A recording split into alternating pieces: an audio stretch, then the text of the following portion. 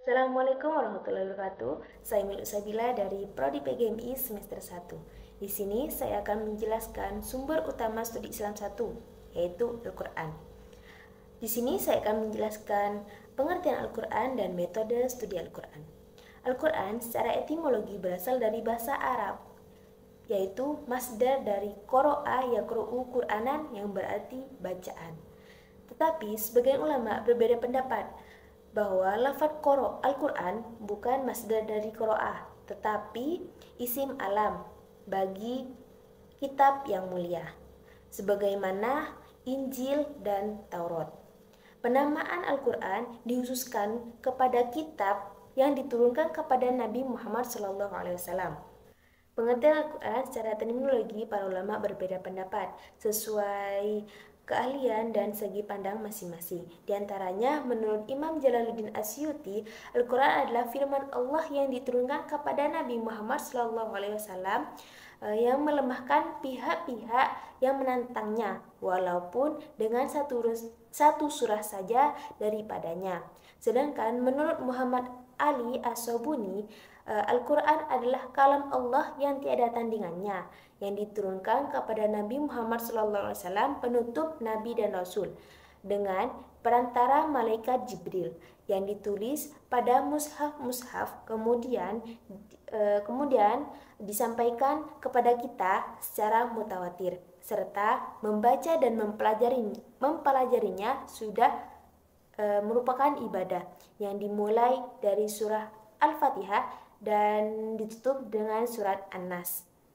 Secara geografis, Al-Quran diturunkan kepada Rasulullah SAW di dua tempat yang berbeda. Yang pertama di Mekah dan di Madinah.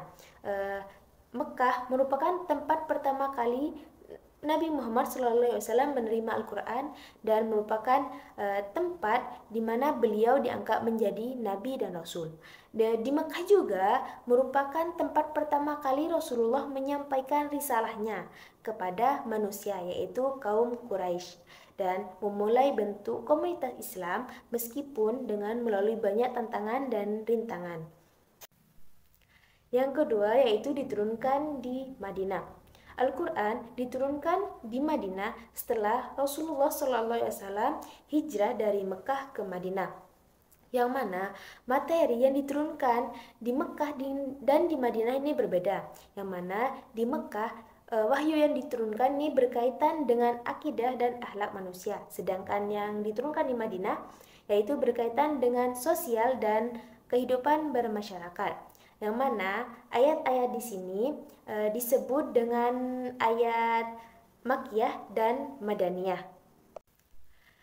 Yang kedua, di sini saya akan menjelaskan metode studi Al-Quran. Metode studi Al-Quran adalah metode atau cara untuk memahami makna Al-Quran secara utuh. Beberapa metode kajian Al-Quran yang dapat digunakan. Yang pertama, metode tafsir. Yang kedua, metode hermeneutika. Yang ketiga, metode analisis tematik. Yang keempat, metode analisis struktural. Dan yang terakhir, metode analisis historis. Yang pertama yaitu metode tafsir. Metode ini digunakan untuk memahami makna Al-Quran melalui penafsiran ayat-ayatnya. Tafsir di sini ada 4, yaitu tafsir tahlili, ijmali, muqorrin, dan maudhu'i. Yang kedua yaitu metode hermeneutika. Metode ini digunakan untuk memahami makna Al-Quran melalui interpretasi teks.